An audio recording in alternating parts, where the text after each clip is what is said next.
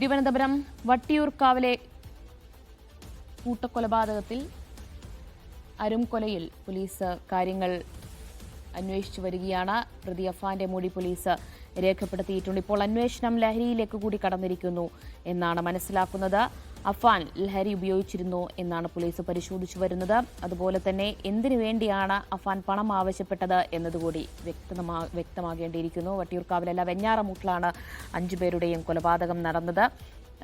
പ്രതി അഫാന്റെ ഉമ്മ ഷമിയെ ആദ്യം കൊലപ്പെടുത്താൻ ശ്രമിക്കുകയായിരുന്നു. ഷമിയോട് ആദ്യം പണം ആവശ്യപ്പെട്ടു, പക്ഷേ അത് നൽകാതെ വന്നതോടുകൂടി കൊലപാതകം നടത്തുകയായിരുന്നു എന്നാണ് നമുക്ക് പ്രാഥമികമായി അറിയാൻ കഴിയുന്നത്. എന്തായാലും മോട്ടീവ് സംബന്ധിച്ച് വ്യക്തത വരേണ്ടതുണ്ട്. ഷമിയെ കൊലപ്പെടുത്താൻ ശ്രമിച്ചതിന് പിന്നാലെ തന്നെ മറ്റ് 5 പേരിലേക്ക് കൂടി പ്രതി കടക്കുകയാണ് ചെയ്തത്. 3 ഇടങ്ങളിലായിട്ടാണ് ഈ കൊലപാതകം നടന്നത്. ഏതാണ്ട് ഒരു 34 കിലോമീറ്റർ ചുറ്റളവിനുള്ളിലാണ് ഈ 3 സ്ഥലങ്ങളും ഉണ്ടായിരുന്നത്.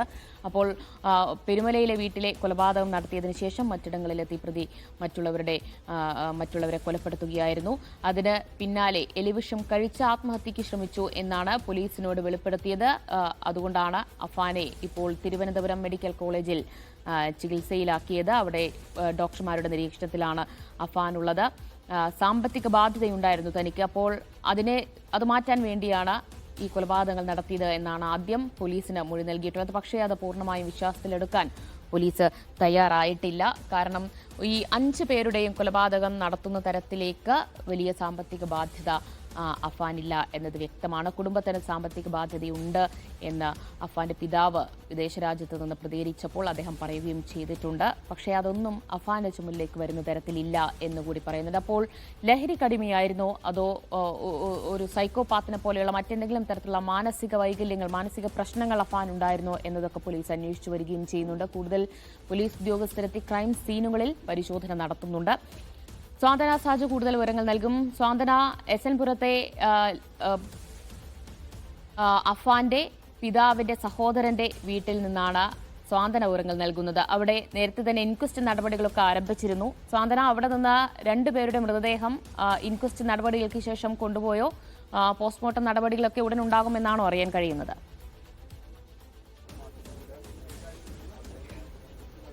ദിവ്യ, ഞാനിപ്പോൾ നിൽക്കുന്നത് ദിവ്യ സൂചിപ്പിച്ചതുപോലെ തന്നെ SN പുരം ചുള്ളാളത്തുള്ള ഈ ലത്തീഫിന്റെ വീട്ടിലാണ്. അതായത് ഈ പ്രതിയുടെ അച്ഛന്റെ ജ്യേഷ്ഠ സഹോദരനാണ് ലത്തീഫ്. ലത്തീഫിന്റെയും ഭാര്യയുടെയും മൃതദേഹമാണ് നിലവിൽ നമുക്ക് ഈ വീട്ടിൽ ഉള്ളത്. അവരുടെ ദിവ്യ സൂചിപ്പിച്ചതുപോലെ തന്നെ ഇൻക്വസ്റ്റ് നടപടികൾ കൃത്യം 7 മണിക്ക് തന്നെ ആരംഭിച്ചിട്ടുണ്ട്. അത് പുരോഗമിച്ചു വരികയാണ്. ഏതാണ്ട് ഒരു 10-15 മിനിറ്റിനുള്ളിൽ തന്നെ അത് അവസാനിക്കുമെന്നാണ് നമ്മൾ മനസ്സിലാക്കുന്നത്. അതിനുശേഷമായിരിക്കും ഈ മൃതദേഹങ്ങൾ ഇവിടെ നിന്ന് മാറ്റുക. ഇന്നലെ ഏതാണ്ട് ഒരു 7 മണിക്കാണ് ഈ മൃതദേഹം ഇവിടെ ഉണ്ട് എന്ന് പോലീസ് വന്ന് കണ്ടെത്തിയത്. അതിന് പിന്നാലെ ഇന്നലെ ഇൻക്വസ്റ്റ് നടപടികളൊന്നും നടത്തില്ല എന്ന് പോലീസ് അറിയിച്ചിരുന്നതാണ്. പക്ഷേ രാവിലെ 7 മണിക്ക് തന്നെ ഇന്നിപ്പോൾ ഉദ്യോഗസ്ഥരെത്തി നടപടിക്രമങ്ങളൊക്കെ നടത്തുകയാണ്. ഫോറൻസിക് വിദഗ്ധരും അതുപോലെ തന്നെ ഡോഗ് സ്ക്വാഡും പോലീസും ഒക്കെ ഇവിടെയുണ്ട്. കിളിമാനൂർ സിഐയുടെ നേതൃത്വത്തിലാണ് ഇവിടെ ഇപ്പോൾ ഇൻക്വസ്റ്റ് നടപടികൾ നടന്നു വരുന്നത്. ഏതാണ്ട് ഒരു 15 മിനിറ്റിനുള്ളിൽ തന്നെ നടപടിക്രമങ്ങളൊക്കെ തന്നെയും പൂർത്തിയായി. അതിനുശേഷമായിരിക്കും മൃതദേഹങ്ങൾ ഇവിടെ നിന്ന് മാറ്റുക, പോസ്റ്റ്മോർട്ടത്തിനായി ആശുപത്രിയിലേക്ക് മാറ്റുക. ഏത് ആശുപത്രിയിലേക്കാണ് കൊണ്ടുപോകുന്നത് എന്ന കാര്യത്തിൽ നിലവിൽ വ്യക്തത വന്നിട്ടില്ല. തിരുവനന്തപുരം മെഡിക്കൽ കോളേജിലേക്ക് തന്നെ മൃതദേഹങ്ങൾ മാറ്റാനുള്ള ഒരു സാധ്യതയാണ് നിലവിൽ കാണുന്നത്. അങ്ങനെയാണെങ്കിൽ ഈ നിലവിലെ ഇൻക്വസ്റ്റ് നടപടികൾ പൂർത്തിയാക്കിയ ശേഷമായിരിക്കും ഇത്തരത്തിൽ പോസ്റ്റ്മോർട്ടത്തിനായി ബോഡികൾ ഇവിടെ നിന്ന് മാറ്റുക. 2 പേരുടെ ലത്തീഫിന്റെയും അതുപോലെ തന്നെ ലത്തീഫിന്റെ ഭാര്യ ഷാഹിദയുടെയും മൃതദേഹങ്ങളാണ് ഇവിടെയുള്ളത്. നേരത്തെ ഈ ഇൻക്വസ്റ്റ് നടപടികൾക്കായി ഇവിടെ ഉള്ളിലേക്ക് പോയ ചില ആളുകൾ പറഞ്ഞത് പ്രകാരമാണെങ്കിൽ ഈ 2 മൃതദേഹങ്ങളും 2 ഇടങ്ങളിലായിട്ടാണ് ഉള്ളത്. ലത്തീഫിന്റെ മൃതദേഹം നമ്മൾ ഈ കയറി ചെല്ലുമ്പോൾ കാണുന്ന അതൊരു ഈ വീടിന്റെ ഹോളാണ്. ആ ഹോളിലെ സെറ്റിയിൽ ഇരിക്കുന്ന നിലയിലാണ് ലത്തീഫിന്റെ മൃതദേഹമുള്ളത്. അതുപോലെ തന്നെ ഷാഹിദയുടെ മൃതദേഹമുള്ളത് അകത്ത് അടുക്കളയിൽ കിടക്കുന്ന രീതിയിലും ആണ് ഉള്ളത്. അങ്ങനെ 2 മൃതദേഹങ്ങളാണ് നിലവിൽ ഇപ്പോൾ ഈ വീട്ടിലുള്ളത്. എന്തിനാണ് ഇവരെ കൂടി ഈ ഒരു കൊലപാതകത്തിൽ ഉൾപ്പെടുത്തിയത്? അല്ലെങ്കിൽ ഇപ്പോൾ സാമ്പത്തിക പ്രതിസന്ധി ആണെങ്കിൽ ഇവർ എന്തുകൊണ്ട് സാമ്പത്തിക പ്രതിസന്ധി അവരുടെ കുടുംബത്തിനാണ്, ഈ പ്രതിയുടെ കുടുംബത്തിനാണ് സാമ്പത്തിക ബാധ്യതയുള്ളത്. എങ്ങനെയാണ് ഈ കൊലപാതകം ഈ പ്രതിയുടെ അച്ഛന്റെ ജ്യേഷ്ഠനിലേക്കും അദ്ദേഹത്തിന്റെ ഭാര്യയിലേക്കും ഒക്കെ എത്തിയത് എന്നുള്ള ഒരു അന്വേഷണമാണ് പോലീസ് നടത്തുന്നത്. എങ്ങനെയാണ് ഇവർ ഏതെങ്കിലും തരത്തിൽ പൈസ നൽകാതിരിക്കുകയോ അല്ലെങ്കിൽ ഏതെങ്കിലും തരത്തിലുള്ള വൈരാഗ്യം പ്രതിക്ക് ഇവരോടുണ്ടായിരുന്നോ എന്നുള്ള അന്വേഷണമാണ് പോലീസ് നടത്തുന്നത്. പ്രാഥമികമായി തന്നെ കൊലകളൊക്കെ തന്നെയും നടത്തിയത് സാമ്പത്തിക പ്രതിസന്ധിയുടെ ഭാഗമായിട്ടാണ് എന്നുള്ള ഒരു കാര്യം അദ്ദേഹം അറിയിച്ചിട്ടുണ്ടായിരുന്നു. അപ്പോൾ അതിൻ്റെ കൂടി ഭാഗമായിട്ടാണ് ഇപ്പോൾ പോലീസ് അന്വേഷണം നടത്തുന്നത്. എന്താണ് സാമ്പത്തിക പ്രതിസന്ധി, ഒരു 23-കാരന് പെട്ടെന്നുണ്ടായ ഒരു സാമ്പത്തിക പ്രതിസന്ധി എന്താണ്? കാരണം ഒരു 8 മണിക്കൂർ സമയം, രാവിലെ 10 മണി മുതൽ വൈകുന്നേരം 6 മണി വരെയുള്ള സങ്കീർണമായ 8 മണിക്കൂറിൽ എന്തായിരുന്നു അയാളുടെ ഒരു മാനസികാവസ്ഥ എന്നറിയാനുള്ള ഒരു അന്വേഷണത്തിൽ തന്നെയാണ് ഇപ്പോൾ പോലീസ് ഉള്ളത്. നിലവിൽ 2 ദിവസം ഇന്ന് ഡിസ്ചാർജ് ചെയ്യും എന്ന ഒരു സൂചന ഉണ്ടായിരുന്നെങ്കിലും നിലവിൽ ഇന്ന് ഡിസ്ചാർജ് ചെയ്യില്ല എന്നാണ് അറിയിച്ചിരിക്കുന്നത്. കാരണം 2 ദിവസം കൂടി നിരീക്ഷണം വേണമെന്ന് മെഡിക്കൽ കോളേജ് പോലീസ് മെഡിക്കൽ കോളേജിൽ നിന്ന് ഡോക്ടർമാരെ അറിയിച്ചിട്ടുണ്ട്. അപ്പോൾ 2 ദിവസം കൂടി ഇന്നലെ എത്ര മണിയോടുകൂടി അഫാൻ അവിടെ ചുള്ളാളത്തെ വീട്ടിലെത്തി 2 കൊലപാതകം നടത്തി എന്നാണ് പോലീസ് കരുതുന്നത്?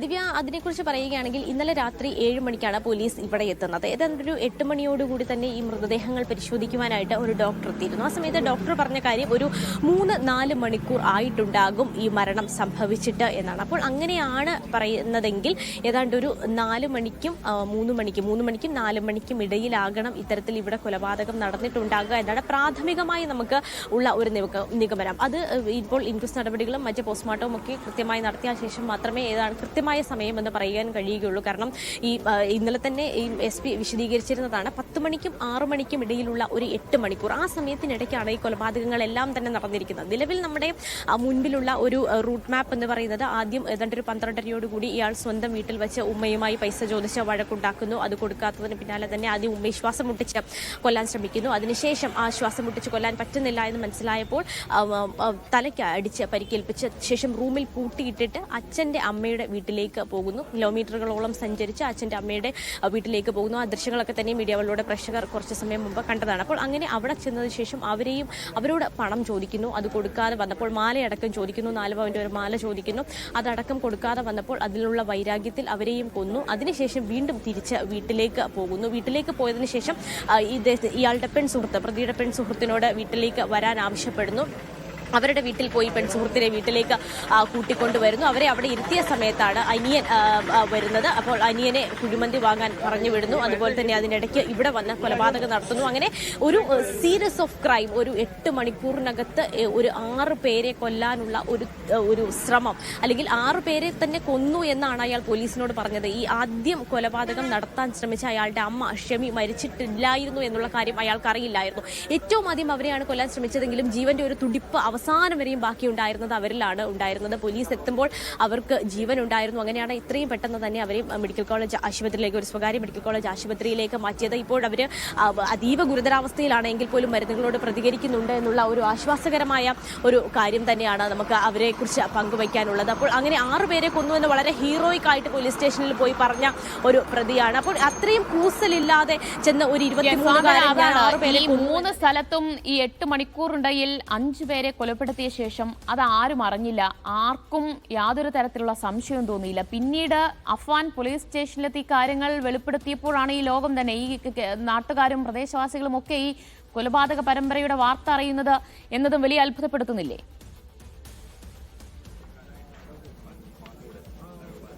തീർച്ചയായിട്ടും ദിവ്യ, ഈ സംഭവം നടക്കുന്നത് ഇന്നലെ വൈകുന്നേരമാണ്. ഏതാണ്ട് ഒരു 6 മണിക്ക് ശേഷമാണ് ഇയാൾ ഞാറമൂട് പോലീസ് സ്റ്റേഷനിലെത്തി.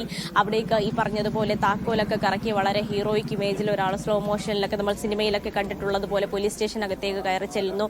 ഞാൻ ഇതേപോലെ 3 ഇടങ്ങളിലായി 6 പേരെ കൊന്നിട്ടുണ്ട് എന്നുള്ള വളരെ ഞെട്ടിപ്പിക്കുന്ന ഒരു കാര്യം പോലീസിനോട് പറയുന്നു. സ്വാഭാവികമായിട്ടും അത്തരത്തിലുള്ള ഫേക്ക് വെളിപ്പെടുത്തലുകളൊക്കെ സാധാരണമായി പോലീസ് സ്റ്റേഷനിൽ ഉണ്ടാകാറുള്ളതായിരിക്കാം. അതുകൊണ്ട് തന്നെ പോലീസ് കൂടുതൽ വിവരങ്ങൾ ചോദിച്ചറിയുന്നു. അപ്പോൾ ഇയാൾ പറയുന്നതിൽ എന്തോ ഒരു സത്യാവസ്ഥയുണ്ട് എന്ന് പോലീസിന് സംശയം തോന്നുന്നു. പിന്നാലെ തന്നെയാണ് അവിടെ നിന്ന് 3 ഇടങ്ങളിലേക്ക്, ഇയാൾ പറഞ്ഞ 3 ഇടങ്ങളിലേക്ക് പോലീസ് പോകുന്നത്. ഒന്ന് ഇയാളുടെ സ്വന്തം വീട്ടിലേക്ക്, അതുപോലെ തന്നെ ഇയാളുടെ അച്ഛൻ്റെ അമ്മയുടെ വീട്ടിലേക്ക്, അതുപോലെ തന്നെ ഇപ്പോൾ ഞാൻ നിൽക്കുന്ന SN പുരത്തുള്ള ഇയാളുടെ അച്ഛൻ്റെ ജ്യേഷ്ഠൻ്റെ വീട്ടിലേക്ക്. ഇങ്ങനെ 3 ഇടങ്ങളിലേക്കും പോലീസ് വരുന്നു. ആ വന്ന് നോക്കിയപ്പോൾ തന്നെ ഈ പറഞ്ഞ കാര്യങ്ങളൊക്കെ സത്യാവസ്ഥയാണ്, അല്ലെങ്കിൽ ഇങ്ങനെ ഒരു അരുംകൊല തലസ്ഥാനത്ത് കഴിഞ്ഞ 8 മണിക്കൂറിനുള്ളിൽ നടന്നിട്ടുണ്ട് എന്ന് പോലീസിന് ആദ്യ മണിക്കൂറിൽ തന്നെ മനസ്സിലാകുകയാണ്. അങ്ങനെയാണ് ഈ 3 ഇടത്തും എത്തുന്നത്. പക്ഷേ ഈ ആദ്യം ഇയാളുടെ സ്വന്തം വീട്ടിൽ എത്തുമ്പോഴേക്കും, വെഞ്ഞാറമൂടുള്ള ഇയാളുടെ സ്വന്തം വീട്ടിലെത്തുമ്പോൾ അവിടെ ഇയാളുടെ അമ്മയും ഇയാളുടെ പെൺസുഹൃത്തും അനിയനുമാണ്, 13 വയസ്സുകാരനായ അനിയനുമാണ് കണ്ടിരുന്നത്. അപ്പോൾ ഈ അമ്മയ്ക്ക് ജീവനുണ്ട് എന്ന് പോലീസിന് ആദ്യം നോട്ടത്തിൽ തന്നെ മനസ്സിലായിരുന്നു. പിന്നീട് ഇവരെ 3 പേരെയും അവിടെ നിന്ന് ആശുപത്രിയിലേക്ക് മാറ്റുകയായിരുന്നു. പക്ഷേ നിർഭാഗ്യമെന്ന് പറയട്ടെ, ഈ അനിയനും ഈ പെൺസുഹൃത്തും മരിക്കുകയാണ് ഉണ്ടായത്. പക്ഷേ അമ്മയുടെ നില ഇപ്പോഴും ഗുരുതരമായി തുടരുന്നുണ്ട് എങ്കിൽ പോലും ഈ 6 പേരിൽ ഇത്തരത്തിൽ ഒരു വലിയ ക്രൂരകൃത്യത്തിൽ നിന്ന് രക്ഷപ്പെട്ട ഏക ആള് ഈ പ്രതിയായ അഫാന്റെ ഉമ്മയായ ഷെമിയാണ്. അവരിപ്പോഴും ഗുരുതരാവസ്ഥയിൽ തന്നെ കഴിയുകയാണ്. അപ്പോൾ എന്തിനാണ് ഈ പറയുന്ന ഈ അച്ഛന്റെ ജ്യേഷ്ഠനെ അടക്കം കൊന്നത് അല്ലെങ്കിൽ അച്ഛന്റെ അമ്മയെ അടക്കം കൊന്നത് എന്നുള്ള ചോദ്യമാണ് ദിവ്യ ഇപ്പോഴും ബാക്കി നിൽക്കുന്നത്. ദിവ്യ പറഞ്ഞതുപോലെ തന്നെ ഈ സംഭവങ്ങളൊന്നും ആരും അറിഞ്ഞിട്ടില്ല എന്നുള്ളതും വളരെ വിചിത്രമായി തന്നെ നമ്മൾ കാണേണ്ടതാണ്. കാരണം ഇവരാരും കരഞ്ഞില്ലേ? കാരണം സ്വാഭാവികമായി ഇത് കാണുന്ന പ്രേക്ഷകർക്ക് തോന്നാവുന്ന ഒരു ചോദ്യമാണ്, ചുറ്റിക വെച്ചാണ് അടിച്ച് ഇവരെയൊക്കെ തന്നെയും തലയ്ക്ക് പരിക്കേൽപ്പിച്ച് കൊന്നത് എന്നാണ് പ്രാഥമികമായി നമുക്ക് ലഭിക്കുന്ന വിവരങ്ങൾ. പക്ഷെ അങ്ങനെയാണെങ്കിൽ സ്വാഭാവികമായി ഒരാൾ വന്ന് പട്ടാപ്പകൽ ഒരാളുടെ തലയ്ക്കടിക്കുമ്പോൾ അവർ നിലവിളിക്കില്ലേ, അവർ കരയില്ലേ തുടങ്ങിയ സംശയങ്ങൾ തീർച്ചയായിട്ടും നമുക്കുണ്ടാകും. ഇവിടെയും അതേ സംശയം തന്നെയാണ് ഉള്ളത്. ഇവിടെ ഇപ്പം നീ നിൽക്കുന്ന ഈ വീട്ടിൽ അത്തരത്തിൽ ഇപ്പോൾ ഒരു ഒച്ചയും ബഹളമൊക്കെ ഉണ്ടായിട്ടുണ്ടെങ്കിലും കേൾക്കാൻ തക്ക ഒരു പ്രദേശമല്ല. കാരണം തൊട്ടടുത്തൊന്നും അങ്ങനെ വീടുകളില്ല. അവിടെ 100 മീറ്റർ അപ്പുറത്തൊരു വീടുണ്ട്, 100 മീറ്റർ ഇപ്പുറത്ത് ആയിട്ടും ഒരു വീടുണ്ട്. അങ്ങനെയുള്ള ഒരു സ്ഥലമാണ് ഇത്. അപ്പോൾ അങ്ങനെയാണെങ്കിൽ ദിവ്യ ഇപ്പൊ എന്നോടൊപ്പം ഇവിടുത്തെ പഞ്ചായത്ത് പ്രസിഡന്റ് പഞ്ചായത്ത് മെമ്പർ ചേരുന്നുണ്ട്. ഇപ്പം ഇൻക്വസ്റ്റ് നടപടിക്ക് വേണ്ടി അകത്തേക്ക് പോയിരുന്നു തോന്നല്ലേ? അപ്പൊ എന്താണ് അകത്ത് നടപടി? ഇൻക്വസ്റ്റ് പൂർത്തിയാകാറായി. ഏകദേശം അരമണിക്കൂർ കൊണ്ട് പൂർത്തിയാവും. പൂർത്തിയായതിനു ശേഷം പോസ്റ്റ്മോർട്ടം നടപടികളുമായി ബന്ധപ്പെട്ട് പോകും. പോസ്റ്റ്മോർട്ടം കഴിഞ്ഞാൽ ഈ പാങ്ങോട് ഗ്രാമപഞ്ചായത്തിലാണ് അവരുടെ കുടുംബം ജമാഅത്ത്, ആ ജമാഅത്തിലേക്ക് ഖബർസ്ഥാനിൽ കൊണ്ടുപോകും. ഇപ്പൊ പോലീസ് എന്താണ് പറയുന്നത്? അകത്ത് കയറി കണ്ടിരുന്നോ? എന്താ മൃതദേഹങ്ങളുടെ ഒരു അവസ്ഥ എന്താണ്? അവസ്ഥ എന്ന് പറയുന്നത് അവർ രക്തം വാർന്ന് കിടക്കുന്നതായിട്ടാണ് കാണുന്നത്. രക്തം വാർന്ന് തലയ്ക്കാണ് പരിക്ക്. നല്ല രക്തം ഒഴുകി വീട്ടമ്മ ഷാഹിദയുടെ കിടക്കുന്ന ഭാഗത്ത് നിന്ന് നല്ല ബ്ലഡ് ഇങ്ങനെ ഒഴുകിയിട്ടുണ്ട്.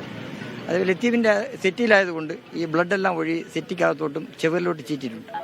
ഇതിനു മുമ്പ് ഇവരുമായിട്ടൊക്കെ നല്ല പരിചയമുണ്ട്? നല്ല പരിചയമുണ്ട്. ഒരു സമാധാനപരമായി ജീവിക്കുന്ന ഒരു ഫാമിലിയാണ്.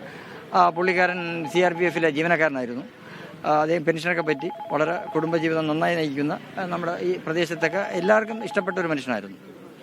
അവസാനമായിട്ട് അദ്ദേഹത്തെ കണ്ടത്? അവസാനമായി കണ്ടത് മിനിങ്ങാന്നാണ്. ഒരു മരണപ്പെട്ടി വെച്ചാണ് ഞാൻ അദ്ദേഹത്തെ കാണുന്നത്. ഇത്തരത്തിലൊരു എന്തെങ്കിലും തരത്തിലുള്ള ഭീഷണി ഉണ്ടെന്നോ അങ്ങനെ കുടുംബ പ്രശ്നം ഉണ്ടെന്നോ അങ്ങനെ ഒന്നുമില്ല. അതൊന്നും നമ്മുടെ ശ്രദ്ധയിൽപ്പെട്ടിട്ടുമില്ല. നമ്മളുമായിട്ട് അങ്ങനെ സംവദിക്കാറുമില്ല. കണ്ടപ്പോൾ കണ്ടുകൊണ്ടുള്ളതല്ലാതെ എല്ലാവർക്കും വളരെ പ്രിയപ്പെട്ട എല്ലാവർക്കും ഇഷ്ടപ്പെട്ട ഒരു മനുഷ്യനാണ്. ഈ സംഭവം അറിഞ്ഞപ്പോൾ എല്ലാവരും ഒരു ഞെട്ടലാണ്. നമ്മുടെ ഗ്രാമമാകെ ഞെട്ടലാണ്. അതിലുപരി ഈ കുരമ്പങ്ങ പ്രദേശത്ത് ഈ ഒരു കൊലപാതകം നമുക്ക് വളരെ വേദന ഉണ്ടാക്കുന്ന ഒരു സംഭവമായി പോയി. ദിവ്യ, ഇത് തന്നെയാണ്, ഇത് പഞ്ചായത്ത് മെമ്പറാണ് നമ്മളോട് ഇപ്പോൾ പ്രതികരിച്ചിരിക്കുന്നത്. അപ്പോൾ ഈ പ്രദേശത്തെ ആളുകളെ സംബന്ധിച്ചിടത്തോളം വളരെ അറിയുന്ന അല്ലെങ്കിൽ വളരെ ഈ ആളുകൾക്കിടയിലേക്ക് വളരെ സജീവമായി നിൽക്കുന്ന ഒരാളായിരുന്നു ഇപ്പോൾ ഇവിടെ കൊല്ലപ്പെട്ടിരിക്കുന്ന ഈ ലത്തീഫ്. എല്ലാ ദിവസവും വൈകുന്നേരം 6 മണിക്ക് പള്ളിയിൽ പോവുകയും നിസ്കരിക്കുകയും അതുപോലെ തന്നെ ഇവിടുത്തെ ആളുകളുമായൊക്കെ വളരെ അടുത്ത ഇടപഴകിയിരുന്ന, ഇവിടുത്തെ ആളുകളുമായൊക്കെ അങ്ങേയറ്റം ബന്ധമൊക്കെ പുലർത്തിയിരുന്ന വളരെ ജനസമിതിയുള്ള ഒരു ആളായിരുന്നു ഈ ലത്തീഫ്. ഇദ്ദേഹം കഴിഞ്ഞ 25 വർഷമായിട്ട് ഇവിടെ തന്നെയാണ് വീട് വെച്ച് താമസിക്കുന്നത്. അദ്ദേഹത്തിന് 2 പെൺമക്കളാണുള്ളത്. അവർ 2 പേരെയും വിവാഹം കഴിച്ചയച്ചു. അതുകൊണ്ട് തന്നെ ഈ സംഭവം നടക്കുന്ന സമയത്ത് ഇവിടെ ആരും ഉണ്ടായിരുന്നില്ല. ദിവ്യ, ഇനിയിപ്പോൾ എന്തായാലും അറിയേണ്ടത് ഈ എന്തിനാണ് ഈ ഒരു കൊലപാതകം, ഇത്രയും 5 പേരെ എന്തിനാണ് മൂന്നിടങ്ങളിലാണ് കൊലപാതകം നടന്നത്. തിരുവനന്തപുരത്തെ പേരുമല, ചുള്ളാളം, അതുപോലെ തന്നെ പാങ്ങോട്, ഈ 3 ഇടങ്ങളിലാണ് അഫാനെത്തി 5 പേരെ കൊലപ്പെടുത്തിയത്. അഫാന്റെ മൊഴി പൂർണ്ണമായും വിശ്വാസത്തിലെടുത്തിട്ടില്ല. ഡിസ്ചാർജ് ചെയ്താൽ ഉടൻ തന്നെ തുടർ നടപടി ഉണ്ടാകും. തിരുവനന്തപുരം മെഡിക്കൽ കോളേജിൽ ചികിത്സയിൽ കഴിയുന്ന അഫാനെ ഡോക്ടർമാരുടെ അഭിപ്രായം കൂടി അറിഞ്ഞ ശേഷമായിരിക്കും അറസ്റ്റ് രേഖപ്പെടുത്തി കസ്റ്റഡിയിലെടുക്കുക. പോലീസ് തുടർ നടപടികളിലേക്ക് കടന്നിരിക്കുന്നു. ഇൻക്വസ്റ്റ് നടപടികൾ കഴിഞ്ഞ ശേഷം തന്നെ പോസ്റ്റ്മോർട്ടം ഉണ്ടാകും. 5 പേരുടെയും സംസ്കാര ചടങ്ങുകൾ വൈകിട്ടോടുകൂടി നടന്നേക്കും എന്നാണ് ബന്ധുക്കളും അറിയിക്കുന്നത്. മടങ്ങിയത്.